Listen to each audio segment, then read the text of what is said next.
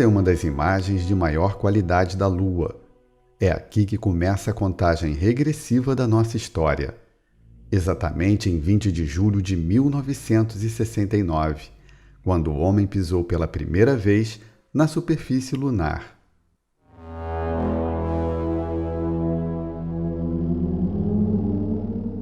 Nos 50 anos seguintes, segundo uma revelação atribuída ao médium Chico Xavier, a humanidade teria liberdade para se autodestruir em uma terceira guerra mundial.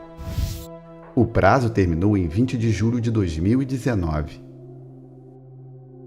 Segundo a mesma revelação, como os humanos conseguiram evitar a guerra, ganharam outra contagem regressiva, mas agora para o início de uma nova era. Durante esses 50 anos da previsão de Chico, eu acho que a humanidade, bem ou mal, fez o dever de casa. Não houve uma guerra atômica.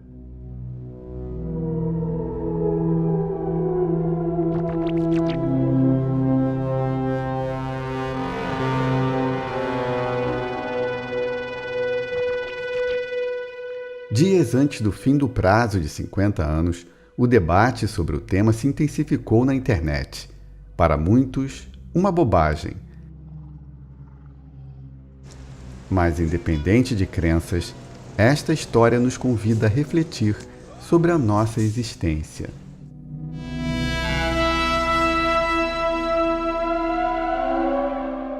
Vamos saber agora como surgiu a hipotética data limite de 2019. E mais, como teria sido, segundo seus propagadores, a Terceira Guerra Mundial e a invasão do Brasil. Para saber mais sobre o assunto, procurei o médium mineiro Geraldo Lemos Neto, o primeiro e principal divulgador da data limite. Para os comentários, entrevistei o escritor Rony Lima, o mitólogo José Carlos Leal e o padre Wanderson José Guedes. Geraldo é empresário do ramo imobiliário e preside a casa de Chico Xavier, em Pedro Leopoldo, a 40 quilômetros de Belo Horizonte. Em palestras no Brasil e no exterior, ele fala sobre o novo mundo a partir de 2057. A contagem já começou.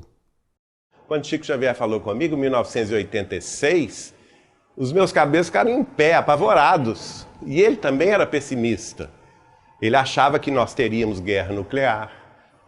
E, segundo ele, essa seria a última chance da humanidade em relação à sua autodestruição. Se, e somente se, a gente conseguisse, e note bem, ele fala isso inclusive no programa Pinga Fogo, se apenas nós nos suportarmos. Comigo ele vai dizer, nenhum de nós pode prever os avanços que nós teremos a partir desse momento. Nós estamos num momento de profunda comemoração, porque nós vencemos uma prova de fogo.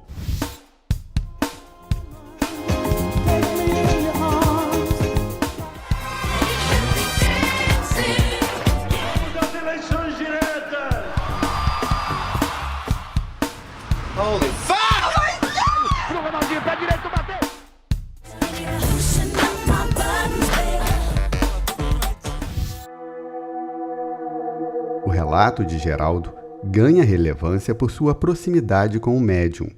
Minha família materna, Machado de Pedro Leopoldo, acompanhou toda a vida de Chico Xavier desde quando ele era criança. A minha avó materna, Carmen Machado dos Santos, foi colega dele no grupo escolar. A partir de 1984, Geraldo se aproxima ainda mais de Chico. Nessa época eu era casado com Eliana da Cunha Borges. O irmão dela, Vivaldo da Cunha Borges, morava com Chico Xavier. Ele é quem fez toda a diagramação dos livros do Chico Xavier a partir de 1975. E ele residia junto com Chico Xavier e também o Eurípides Higino dos Reis. E nós então convivíamos nessa intimidade.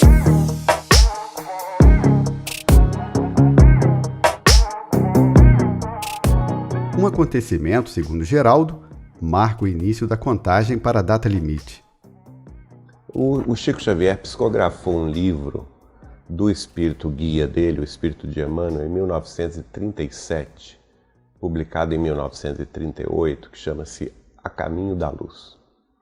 No livro A Caminho da Luz, o guia espiritual do Chico diz que as potências angélicas que dirigem o sistema solar haviam se reunido na face da Terra só 2 ocasiões.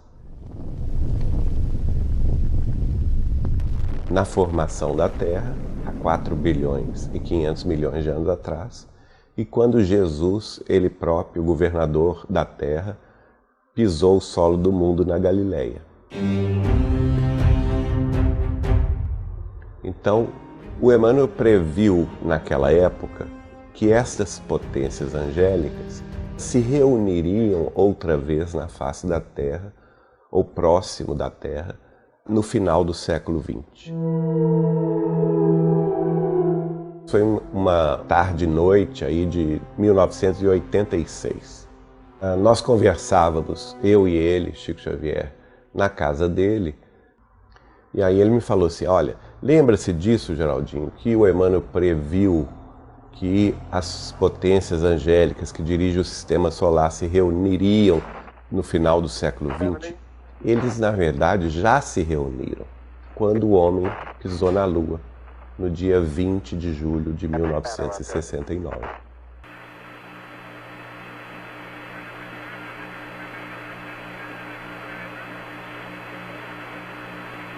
That's one small step for man, one giant leap for mankind. Os outros Cristos dos outros planetas do Sistema Solar estavam muito preocupados em relação ao avanço terrestre, militarista, de ordem termonuclear, para além da crosta terrestre. E nessa ocasião eles estavam querendo que o Instituto Universal da Justiça Divina cobrasse da humanidade os milênios de débitos sucessivos que nós tínhamos acumulado ao longo dos nossos, pelo menos, 7.000 anos de história.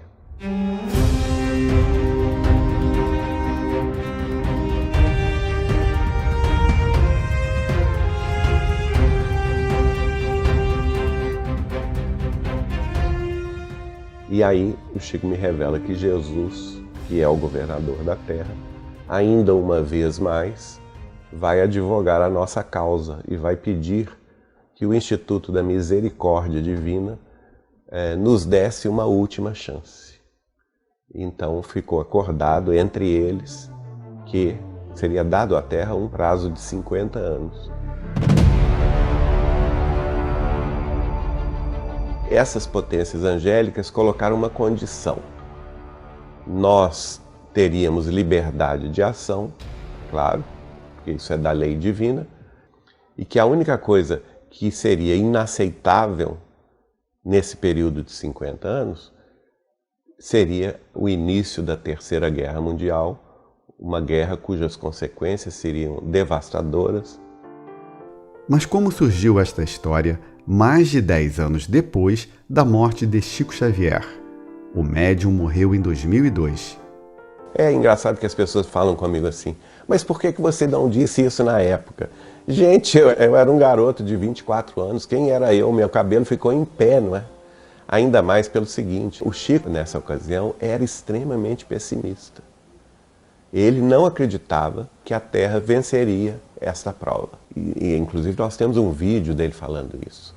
A nossa educação hoje ela vai voltar.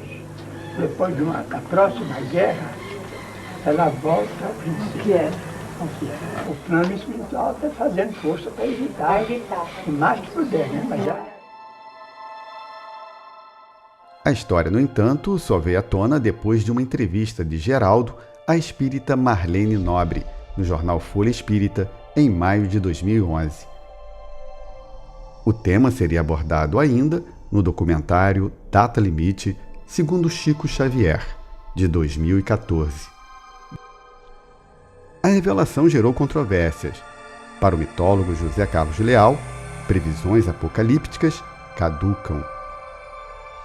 Durante muitas vezes, acontecem muitas profecias milenaristas, que o mundo ia acabar em certa época do ano, Então isso gera uma ansiedade.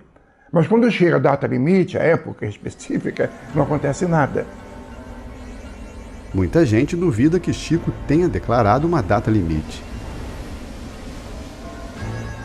Nenhuma conversa, depois que acaba, quando você refaz, é a mesma conversa. Constrói-se uma outra conversa.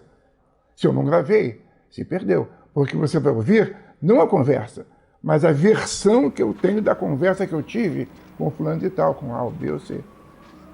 Existe imprecisão na suposta revelação, observa Leal. Se nós pudermos nos suportarmos uns aos outros, quando não nos pudermos amar uns aos outros, segundo os preceitos de Jesus, até que essa era prevaleça, provavelmente no próximo milênio. Não sabemos se no princípio, se no meados ou se no fim. O terceiro milênio nos promete maravilhas. Se eu tirar o C, eu posso marcar uma data. Vai acontecer por isso, por isso. Agora, se acontecer isso, se acontecer aquilo, aí eu já não posso mais trabalhar com hipóteses.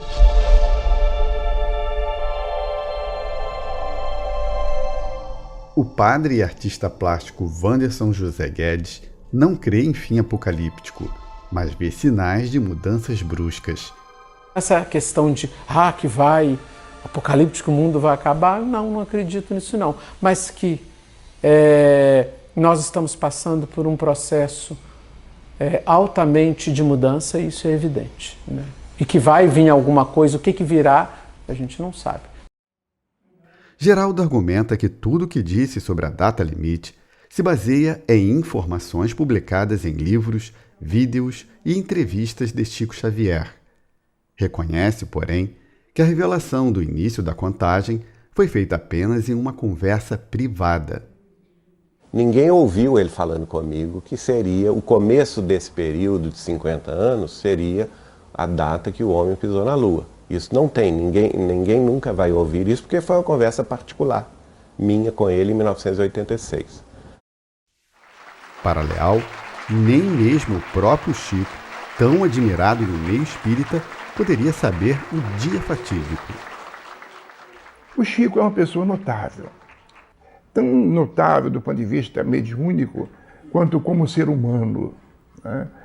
Inclusive acreditam ou dizem que ele é um protótipo do homem da nova era, do ponto de vista moral. Mesmo Chico Xavier não sabe de todas as coisas. E sabe por que ele não sabe? Porque Jesus também não sabia. E Jesus é a super, né, imagem, a super figura da cristandade. Em uma ocasião, conversaram com ele sobre o final dos tempos, ele fez umas previsões, e perguntaram a ele qual era a data. Disse, nem eu sei, só o Pai sabe. O Pai a gente interpreta como Deus, né? Mas se ele não sabe, é muito difícil que alguém saiba.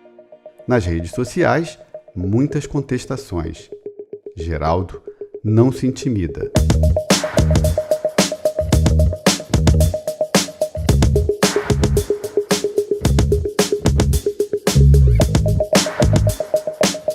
Eu não tenho a menor preocupação com essa questão. Vamos pegar a vida e a obra de Chico Xavier. Ela nunca cai em descrédito, porque a verdade é que esse homem, em 75 anos de dedicação à psicografia, à mediunidade com Jesus e o Espiritismo, publicou 525 livros. Alguns desses livros têm 700 páginas. É a maior obra em língua portuguesa da história. Ele já vendeu no mundo todo mais de 50 milhões de exemplares. A obra dele já foi traduzida e vertida para mais de 30 idiomas. Chico Xavier tinha, nesta vida, né, gente, terceiro ano primário. Vai escrever um livro com conceitos profundos, em que ele fala questões interessantíssimas. 1958, em última análise, chegaremos a saber que a matéria é luz coagulada, substância divina que nos sugere a onipresença de Deus. Olha o que surgiu em 2018. Os físicos chamam de condensado de Bose-Einstein o estado da matéria que se dá em certos materiais quando alcançam temperaturas próximas do zero absoluto. A luz, por exemplo, sob condições especiais, pode se comportar como um líquido que desvia dos obstáculos e que encontra seu caminho assim como um fluxo d'água. Luz líquida é considerada o quinto estado da matéria. Luz coagulada, olha aí. Não é? A fonte da BBC.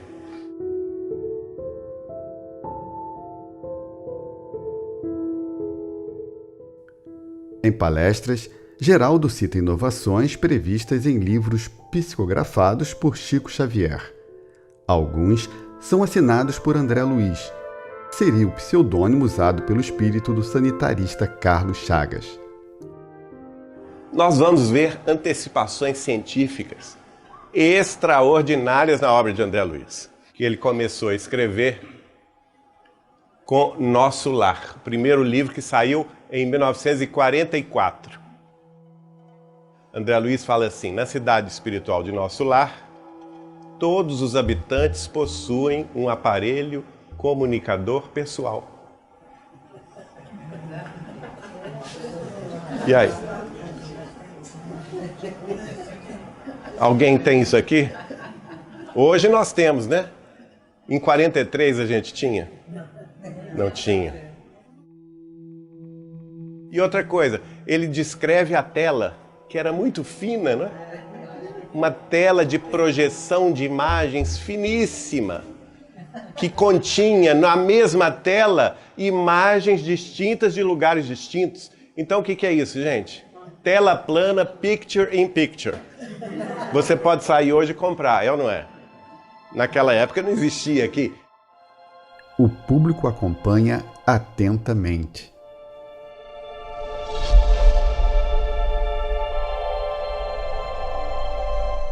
Ele descreve o sistema de transporte de Nosso Lar baseado em repulsão eletromagnética. Ele vai explicar isso no livro Os Mensageiros. Repulsão eletromagnética. Onde nós temos isso hoje na Terra? No Japão, na China e na Coreia. Os trens tipo maglev que não tocam o solo.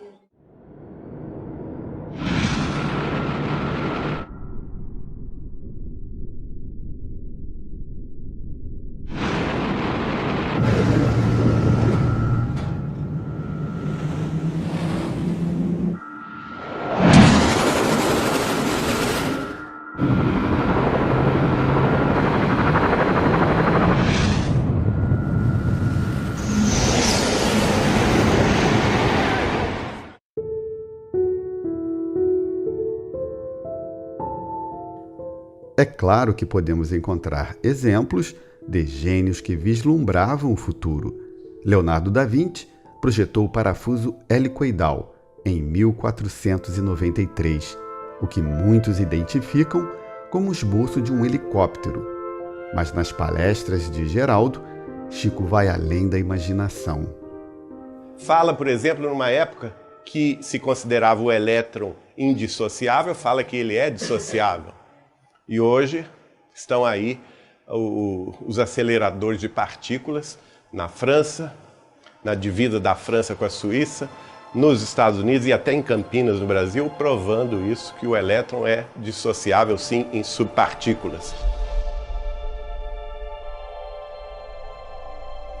André Luiz vai escrever: matéria é energia, o pensamento é composto por ondas com velocidades supraluminais, e o pensamento tem forma e tem natureza.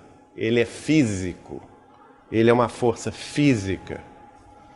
Hoje, agosto de 2016, revista Nature Medicine, volume 22, número 8. Pensamento sombrio adoece o corpo físico. E hoje, na ciência, olha aí, pensamento é matéria supraluminal. Não é isso que ele tinha dito? Aqui nós vamos ver Emmanuel, no livro Pensamento e Vida. O que ele diz lá? A eletricidade é energia dinâmica, o magnetismo é energia estática, o pensamento é força eletromagnética. Isso é física, gente. E aí ele vai falar sobre a corrente mental. Toda partícula da corrente mental, nascida das emoções e desejos recônditos do espírito, se desloca produzindo irradiações eletromagnéticas. Isso é a base do que, gente? Da sintonia. Por isso que a gente entra em sintonia imediata com aqueles que pensam e sentem como nós.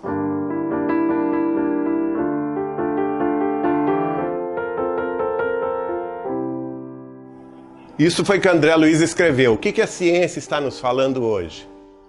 Publicação da revista The Neuroscience of Identity. Vai nos mostrar o modelo quântico do pensamento pela experiência de Jacob Greenberg Zibelbaum. Uma experiência prática realizada por cientistas para comprovar o modelo quântico de consciência. Através desses experimentos com centenas de pessoas, chegou-se à seguinte conclusão: os sujeitos colocados em distâncias, às vezes de países para países, conseguiam transmitir o seu pensamento ao outro sujeito. Com isso, se provou que a consciência é não local, é não material. E que existe um processo de comunicação entre nós, seres humanos, que os cientistas chamam de comunicação quântica. Muito bonito isso, né? Só que os espíritas já sabem disso desde 1857. Por quê? A consciência não local é o quê? O espírito. Aqui cabe uma ponderação. Muitas dessas experiências, como as de Jacob Greenberg, recebem contestações e são vistas com reservas por outros cientistas. Mas Chico não é ignorado pela ciência. Em seus livros, a glândula pineal é apontada como a responsável pela mediunidade. A PubMed é a mais importante publicação científica do mundo. Ela vai publicar na íntegra, nessa revista, Neuroendocrinology Letters, o artigo escrito por 6 médicos espíritas brasileiros.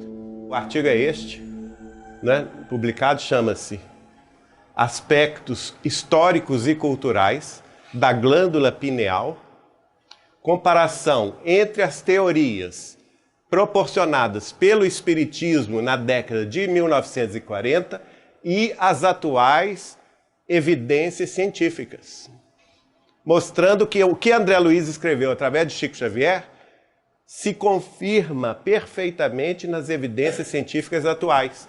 Esses foram os médicos que publicaram isso: Giancarlo Luchetti, Jorge Dyer Jr., Décio Andoli Jr., Juliane Gonçalves e Alessandro Luchetti. O artigo foi publicado na íntegra, sem mudança alguma.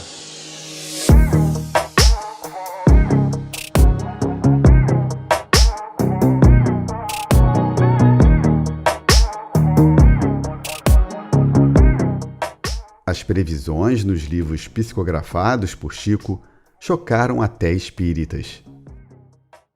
Dr. Ari Lex de São Paulo, desculpe que ele está desencarnado, mas é verdade, fez uma comissão de médicos, eminentes médicos espíritas de São Paulo, Rio, Belo Horizonte, foram a Chico Xavier para falar com ele o seguinte: olha, Chico, você precisa mudar o que você escreveu nesses livros de André Luiz, porque está tudo errado. Ah, vocês acham que está tudo errado? Olha, vocês vão me desculpar, mas eu tenho que consultar o autor. Porque o autor não sou eu. Eu sou só o veículo. Eu não posso fazer nada sem consultar o autor. Chico falou com eles assim: olha, o André Luiz está aqui, chegou. Ele está dando o seguinte recado para vocês, e vocês vão me perdoar a franqueza. Mas ele está dizendo o seguinte: tudo que vocês sabem até agora está errado.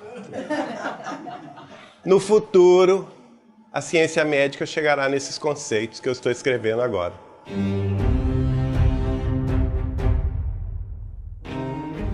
Chico Xavier surpreende também quando fala do passado.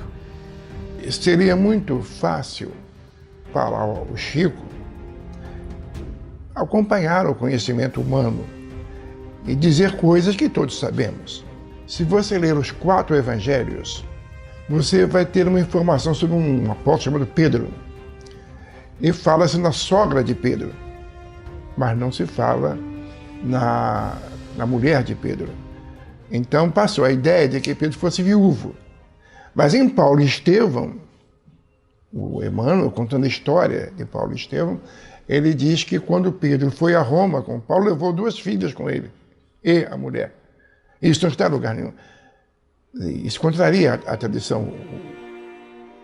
Então tem muita coisa que ele diz, que os espíritos dizem, né, e que não correspondem à realidade histórica, ou médica, ou social, que existem por aqui. E isso provoca ou comprova a independência dele. E será que Chico Xavier pôde enxergar como teria sido a Terceira Guerra Mundial?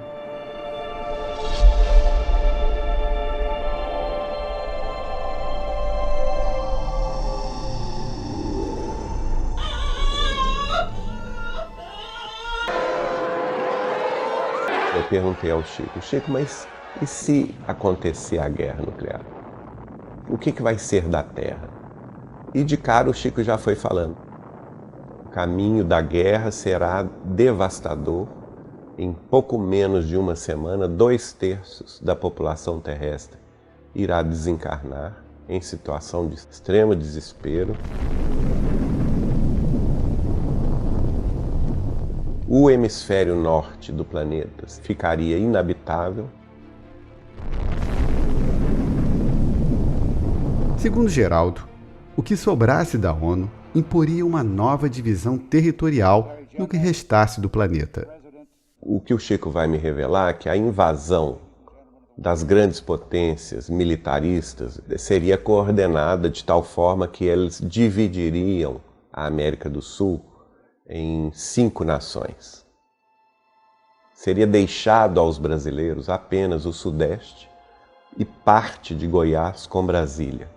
O Nordeste seria ocupado pelos eslavos, especialmente pelos russos. Canadá, México e Estados Unidos seriam os novos donos ou os novos ocupantes da Amazônia, não somente o norte do Brasil, mas a Venezuela, Colômbia, também o Equador.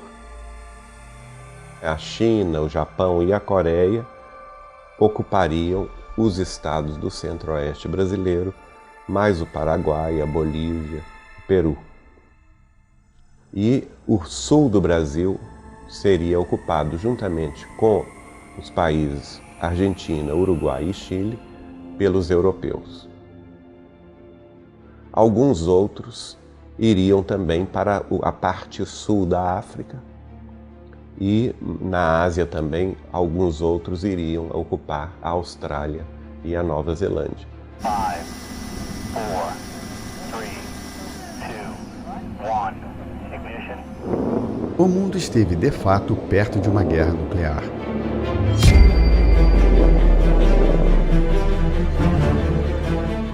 Em 26 de setembro de 1983, o tenente-coronel russo Stanislav Petrov recebe alerta sobre mísseis americanos disparados contra a então União Soviética.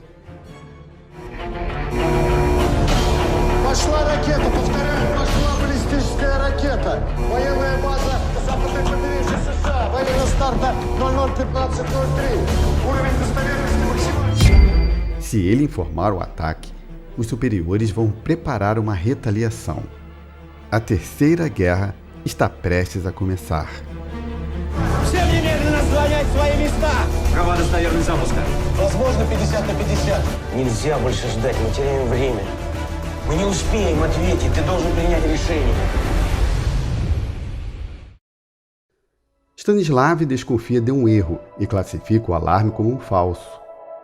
No entanto, mais avisos de mísseis se sucedem. O clima é tenso.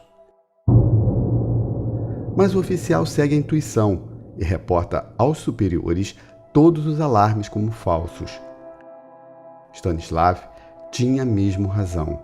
Era um erro do sistema. A atitude de Stanislav prejudica sua carreira. Passa a não ser considerado confiável por deixar de informar a real situação. Em 2017, morreu pobre, aos 77 anos, em uma cidade perto de Moscou. Mas pelo menos houve tempo de Stanislav receber uma pequena homenagem. Em 2006, em cerimônia na ONU, a Associação de Cidadãos do Mundo lhe entregou uma estatueta de cristal no formato de uma mão, segurando o globo com a inscrição "Para o homem que impediu uma guerra nuclear". Stanislav ganhou ainda um cheque de $1.000.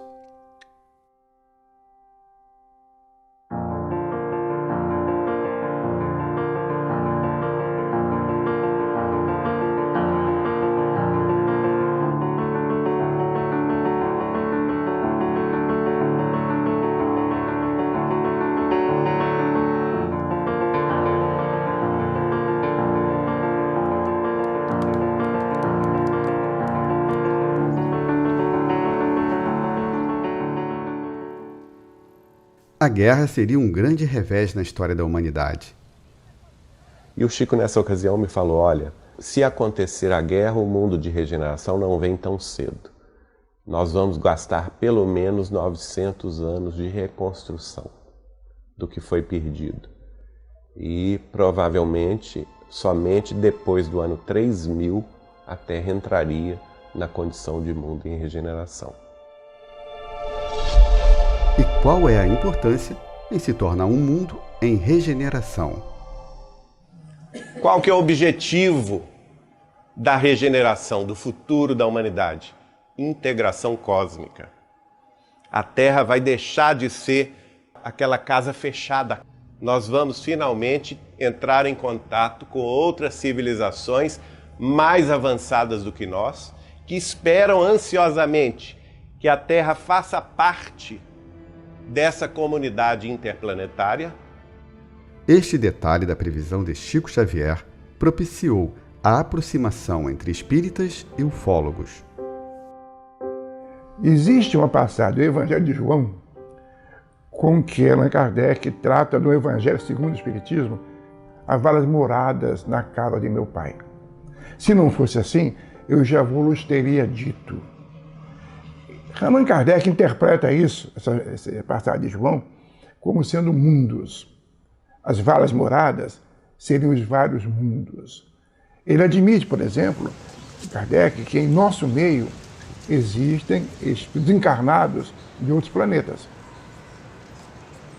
A partir do documentário Data Limite, nós ficamos conhecendo então um dos maiores ufólogos brasileiros, que é o Ademar Gevaerd. E passamos a frequentar os congressos que ele organiza de ufologia aqui no Brasil. E a partir daí tivemos contato também com outras pessoas ligadas da ufologia mundial, que mostra desconhecimento afirmar que o contato não acontece. Ele já acontece. É impressionante a quantidade de informações relativas aos contatos já realizados, principalmente no mundo militar. Em 2014 e 2015, caças americanos da Marinha Americana visualizaram seus radares nas suas câmeras discos voadores, objetos não identificados na costa leste, ali do estado da Virgínia até o estado da Flórida. Foram feitas algumas imagens.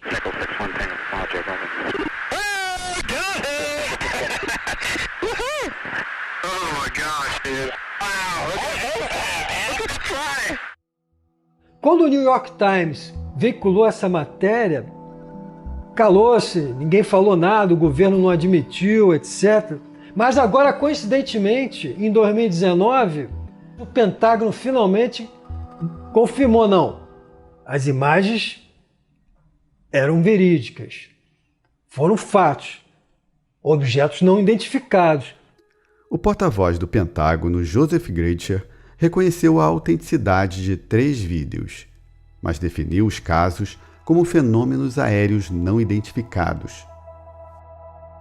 Explicou ter evitado o termo OVNI por estar associado no imaginário popular a naves alienígenas e observou que desde o lançamento dos drones no mercado, os registros de avistamentos se multiplicaram. Esses casos, admitidos pelo Pentágono, ainda não possuem explicação. Um dos objetos possuía quase 14 metros de comprimento. Um outro objeto desceu em instantes, de 18 mil metros a 15 metros sobre o mar.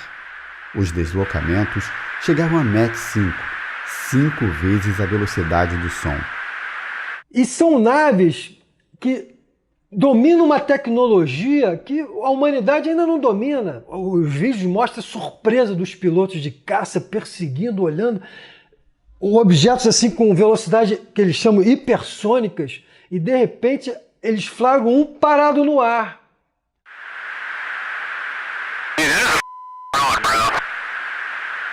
There's a whole fleet of them. Look on the ASA. My gosh. They're all going against the wind. The wind's 120 knots from the west. Look at that thing, dude.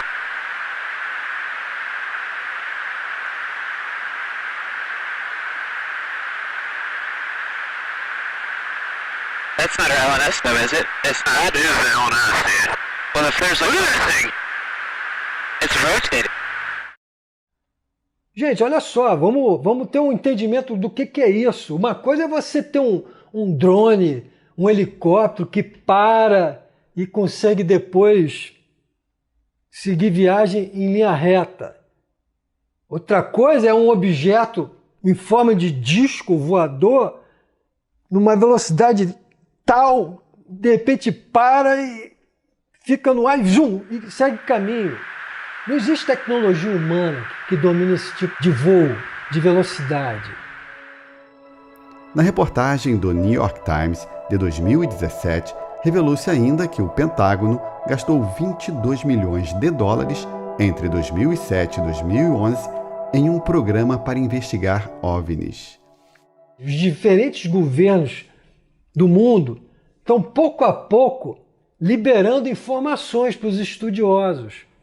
A coisa caminha devagar, tem muito a ver assim com um certo receio de causar pânico. Um dos fatos da ufologia mundial de maior repercussão foram discos voadores ou objetos não identificados que foram detectados por caças brasileiros no espaço aéreo de São José dos Campos, isso em 1986. Controle, o Mike Bravo Zulu está pro onda radial 270 de São José, está perseguindo um objeto aqui, cara. Ele viu, tá atrás. Mike Bravo Zulu, São José, poderia descrever o objeto novamente? Pode afirmar com certeza que não se trata de estrela? Afirmativo, você desapareceu novamente. Entendi, desapareceu novamente. Com certeza não se trata de estrela. Afirmativo. Brasília, o cara tá vendo outra direita dele na radial 100 mais ou menos. Disse que não é estrela, não, e foi atrás. É uma festa. Tem um amigo que participou da cena em que o então ministro da Aeronáutica do presidente Sarney, o Moreira Lima, comunica ao presidente Sarney, assim atônito, como caças da Força Aérea perseguiram objetos nesse dia de São José dos Campos e não conseguiram alcançar, dada a velocidade desses objetos. O Moreira Lima, no governo, ele sempre foi visto como um sujeito que acreditava em disco voador. Ele nunca negou essa história de 1986. Mas era assim, uma coisa intramuros, vamos dizer assim. Eu uma vez estava entrevistando ele pela Folha de São Paulo, ele já não era mais ministro, e eu falei para ele, ministro, isso aqui não faz parte da entrevista, é só um papo informal, mas vamos combinar, né?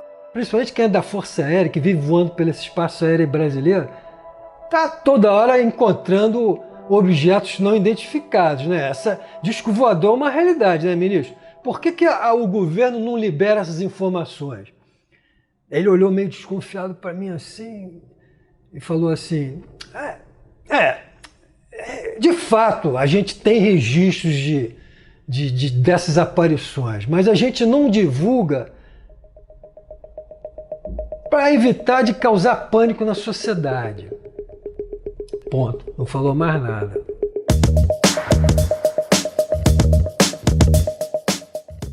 Para Rony, depoimentos relevantes comprovam a visita de naves alienígenas à Terra.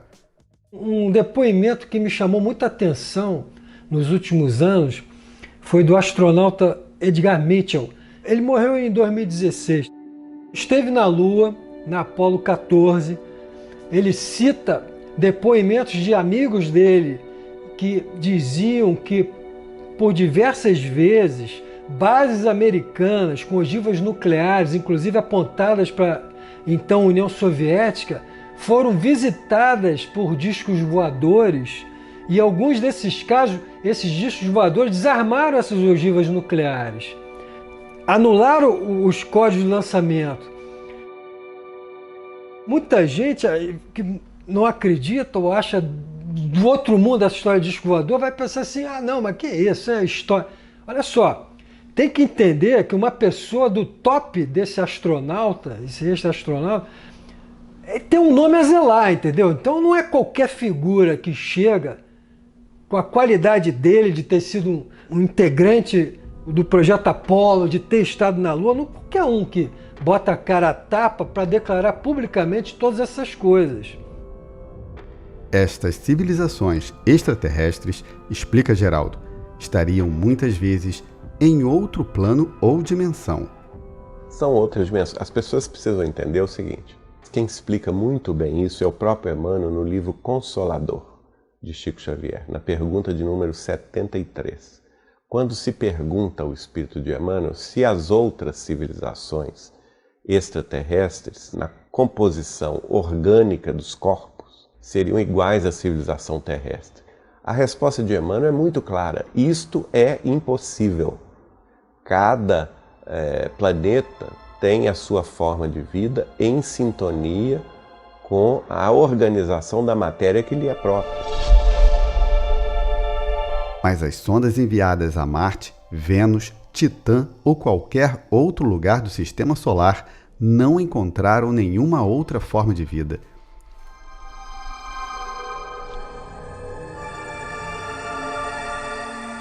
E muita gente que questiona isso comigo diz assim, mas as naves estão indo lá e não estão vendo nada. Eles não conseguem ver o plano espiritual. Nós conseguimos ver o plano espiritual da Terra? Não. A gente consegue ver nosso lar? Não. E, no entanto, está aqui, segundo Chico Xavier, a 50 quilômetros de altura da cidade do Rio de Janeiro. Então, a Terra hoje está na condição do aluno que não foi repetente. Nós podemos dizer hoje que a Terra já passou de ano e vai enfrentar, nos próximos 38 anos, uma época gloriosa de aceleração das transformações que nos levarão a quê? A integração cósmica. E o Chico Xavier ainda prevê que essa integração cósmica começará quando o homem estabelecer na Lua a primeira base, a primeira colônia lunar. Isso ele disse no programa Pinga Fogo.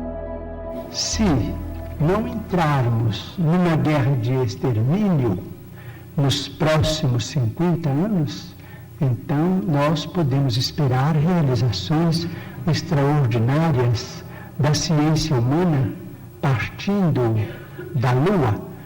Então, na Lua, é possível que o homem construa as cidades de vidro, as cidades estufas, onde cientistas possam estabelecer pontos de apoio para a observação da nossa galáxia.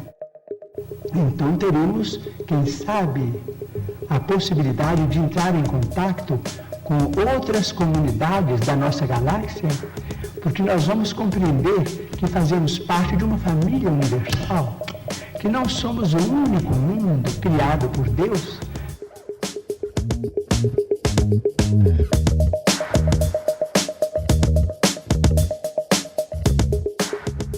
A NASA prevê a volta à Lua a partir de 2024, com a missão Artemis.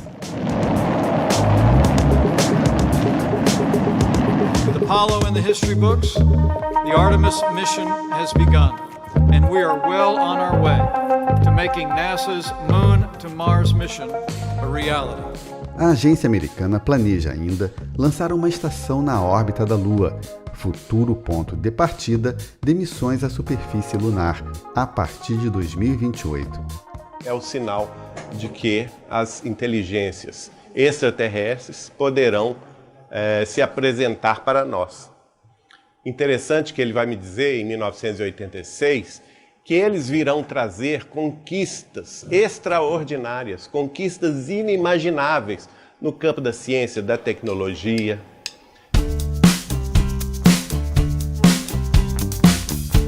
A questão do envelhecimento.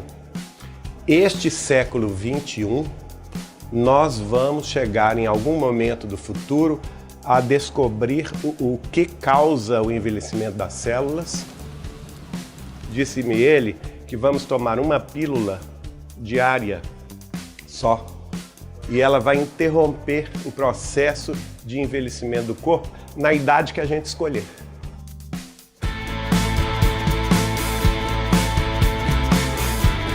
A ciência terrestre vai evoluir a tal ponto em que a mulher será desobrigada de ser mãe. Né? A fertilização in vitro vai chegar a um ponto em que nós teremos na Terra hospitais chamados institutos de reencarnação, em que os espíritos reencarnantes irão reencarnar lá. Desculpem a expressão, mas sem as influências, às vezes, nocivas da mente da mãe e do pai. Né? E ele prevê que isso vai acontecer por volta do ano 2500. Por volta de 2050, a indústria da televisão vai se aperfeiçoando de modo tal que, sem querer, lá nas indústrias, eles sintonizando os aparelhos que eles produzirão lá nessa época, vão descobrir uma imagem. Esses que estarão lá na imagem vão dizer assim: nós somos do mundo espiritual terrestre. Nós todos teremos em casa um aparelho desse, na parede, para a gente conversar com os nossos entes queridos no além. Ele ainda brincou assim: nessa época os médiuns vão ficar desempregados. Então nós estamos no último período do mundo de expiações de provas. O que é regenerar? É gerar de novo. Então uma nova sociedade, um novo mundo, uma nova era. Então nós estamos caminhando para a redução das doenças. Estamos discutindo a nanotecnologia, que também será um avanço interessante, como da biologia, por exemplo, da própria medicina. Então isso daqui, por exemplo, a 200 anos, imaginem em que nível estaremos nós com a ciência.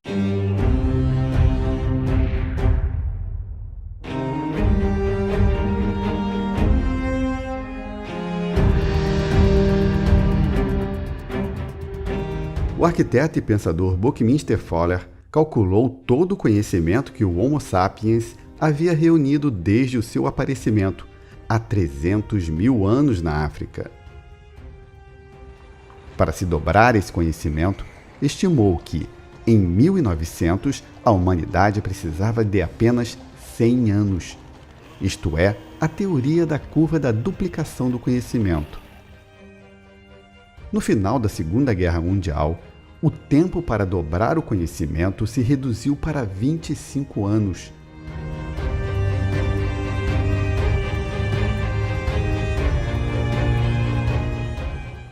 Nos anos 2010, bastava apenas um ano.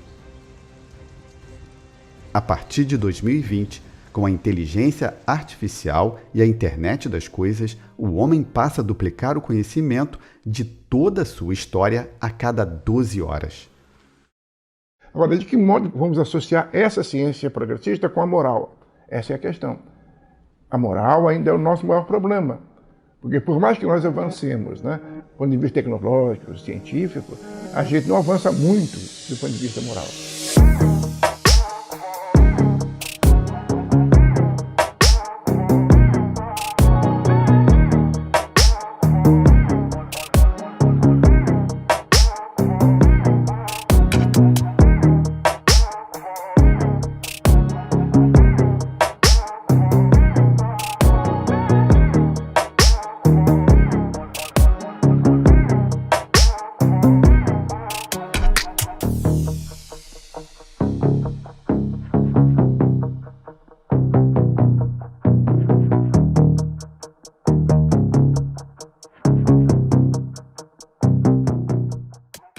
Nós vivemos num mundo extremamente consumista. E é o consumismo que faz com que anule o meu ser enquanto pessoa. Eu não valho pelo que eu sou, mas pelo que eu produzo e pelo que eu tenho. Então, isso é nefasto para a sociedade. Não é com o fim do prazo de 50 anos que a Terra se elevou. O prazo de 50 anos foi, vamos dizer assim, a última chance da humanidade se endireitar e não se entregar à guerra nuclear. Mas nós ainda estamos no período chamado por Allan Kardec de transição planetária entre o mundo de expiações e de provas e mundo de regeneração. Segundo a doutrina espírita, existe uma espécie de escala de mundos. Então, tudo começa com o mundo primitivo. O que é um mundo primitivo? É um mundo onde os espíritos têm as primeiras encarnações. Do mundo primitivo se passa ao mundo de provas e expiações, que é esse mundo aqui. Geraldo explica quando começaram as transformações e por que, em 2057, o mundo entrará na nova era.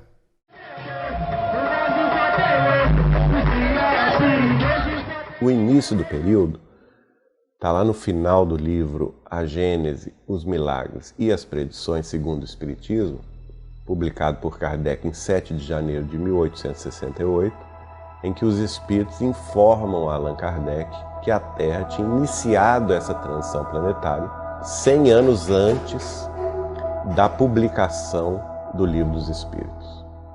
Então, 100 anos antes de 1857, dia 18 de abril, é 1757. Por Chico Xavier, a gente sabe o final da transição planetária. Porque, perguntado ao vivo na TV Tupi de São Paulo qual que era a opinião de Emmanuel, ele vai responder: Emmanuel afirma que a Terra será um mundo em regeneração no ano 2057. Então, qual que é o período? 300 anos.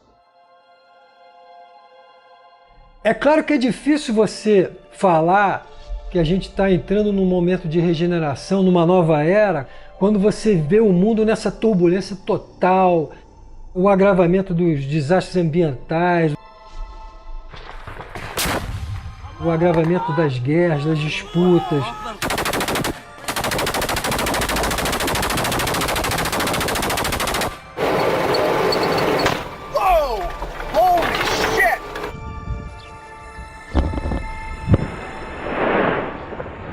Quando você está construindo um novo, quando você parte para uma nova fase, uma nova era, isso significa que o velho, que é podre, que é antigo, tem que ser destruído.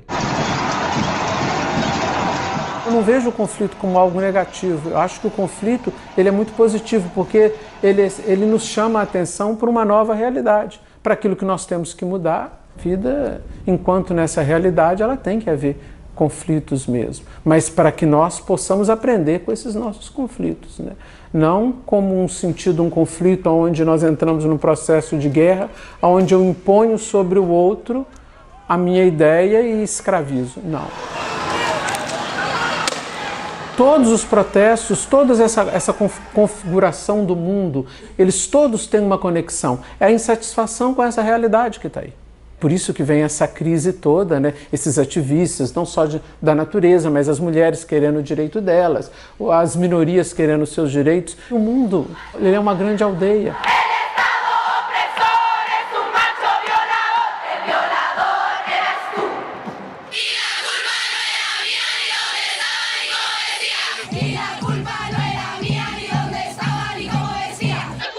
Já se perguntava muito o que seria o futuro da humanidade logo depois da Segunda Guerra.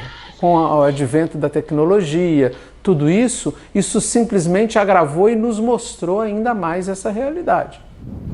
O que nós vamos fazer com essa nova forma de sociedade que vem por aí? Na verdade, o ser humano está buscando uma nova fase para a sua vida. Isso vai acontecer. Nós somos, como Raul Seixas falou, essa metamorfose ambulante. Nesses 50 anos, de 1969 até este ano 2019, A humanidade esteve à beira do abismo várias ocasiões. Mas, vencendo o período belicista, o Chico vai falar que o mundo será um mundo regenerado, mas para que isso aconteça, diversos tipos de transformações ocorrerão no planeta. O próprio Chico, nessa hora, ele vai falar, não serão anos fáceis, porque as bases da sociedade materialista vão ser colocadas em xeque. Então nós teremos grandes movimentos nesses 38 anos que nos separam de 2057 para refazer a sociedade. Uma sociedade mais fraterna, mais justa, mais solidária, não somente entre as nações e as diferenças socioeconômicas e políticas entre as nações, mas também mais solidárias com as outras civilizações vizinhas, como antecipou Humberto de Campos através do Chico, quando disse que nós compreenderíamos então o imperativo da paz, solidários com o progresso dos outros mundos que se nos circunvizinham. Na hora que realmente cair a ficha da humanidade e perceberem que realmente os discos voadores e os seres extraterrestres existem, isso vai ser uma revolução cultural do pensamento humano extraordinário, que vai inclusive causar assim uma problemática muito grande para a visão espiritual de todas as religiões.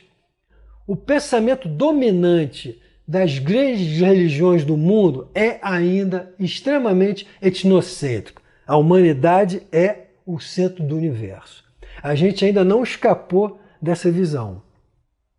Na hora que essa coisa virar uma evidência científica, cultural, aí é a data limite mesmo. Aí a gente vai poder chegar e dizer assim, não, realmente, as bases foram lançadas lá atrás, agora a gente realmente está numa nova era.